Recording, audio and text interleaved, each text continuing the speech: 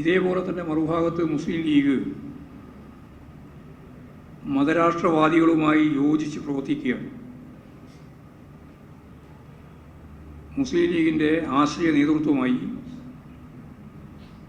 മതരാഷ്ട്രവാദികൾ SDP, Jamaat-e Islami, അതിൻ്റെ popular front മാറിയിരിക്കുന്നു എന്നുള്ളതാണ് ഏറ്റവും ശക്തമായ ഗൗരവമുള്ള ഒരു പ്രശ്നം. ഈ നിലപാടിനെ ശക്തിയായിട്ട് തുറന്നു കാണിക്കുക എന്നുള്ളതും ഈ സന്ദർഭത്തിൽ ഏറ്റവും പ്രധാനപ്പെട്ട കാര്യമാണ്. ഒരു ഭാഗത്ത് ഭൂരിപക്ഷ വർഗീയത, സ്വത്തുരാഷ്ട്രീയം കൂടിച്ചേർത്ത് ജാതി സംഘടനകൾക്കകത്ത് ഞാൻ നേരത്തെ പറഞ്ഞതുപോലെ വെള്ളം കടക്കാതെ അറിയായി ഓരോന്നിനെയും സംഘടിപ്പിക്കുകയും എന്നാൽ ഓരോന്നോരോന്നായി വർഗീയവൽക്കരിക്കുകയും ചെയ്യുന്ന സമീപനം, അതിനെ അതിശക്തിയായിട്ട് എതിർക്കും. വർഗീയ ശക്തികൾ പരസ്പരം ശക്തിപ്പെടുകയാണ് ചെയ്യുന്നത്, പരസ്പരം കുറ്റപ്പെടുത്തിയിട്ട്. അതാണിപ്പോൾ കണ്ടുകൊണ്ടിരിക്കുന്ന ഒരു ചിത്രം.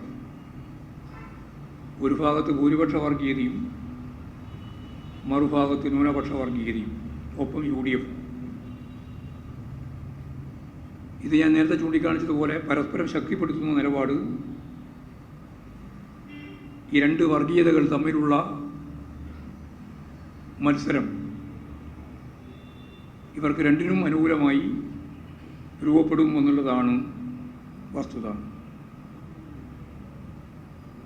ന്യൂനപക്ഷ വിഭാഗങ്ങളെ പരസ്പരം ഏറ്റുമുട്ടിക്കുന്നതിന് വേണ്ടിയുള്ള പ്രവർത്തനവും സംഘപരിവാർ ഇപ്പോൾ ചെയ്തുകൊണ്ടിരിക്കുകയാണ്. കാസ ഉൾപ്പെടെയുള്ള ക്രിസ്തീയ മേഖലയിൽ പ്രവർത്തിക്കുന്ന ഇതേ നിലപാട് സ്വീകരിക്കുന്ന വിഭാഗവും ഈ പ്രചരണത്തിൻ്റെ ഭാഗമായിട്ട് അതിന് മുമ്പിൽ നിൽക്കുന്നു എന്ന് നമുക്ക് കാണാൻ കഴിയും.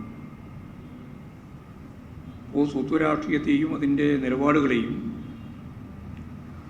എല്ലാവരും ശക്തിയായിട്ട് തുറന്ന് എതിർക്കേണ്ടതായിട്ടുണ്ട്. മതനിരപേക്ഷത പുലരണം എന്ന് ആഗ്രഹിക്കുന്നവരെല്ലാം,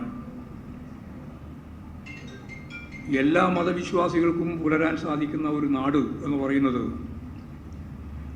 അത് മതനിരപേക്ഷ സമൂഹമാണ്. അല്ലാതിരുന്നാൽ വർഗീയ ശക്തികൾ തമ്മിൽ ഞാൻ നേരത്തെ പറഞ്ഞതുപോലെ പരസ്പരം ശക്തിപ്പെടുന്ന സംഘർഷവും ഏറ്റുമുട്ടലുമായിരിക്കും ഫലം.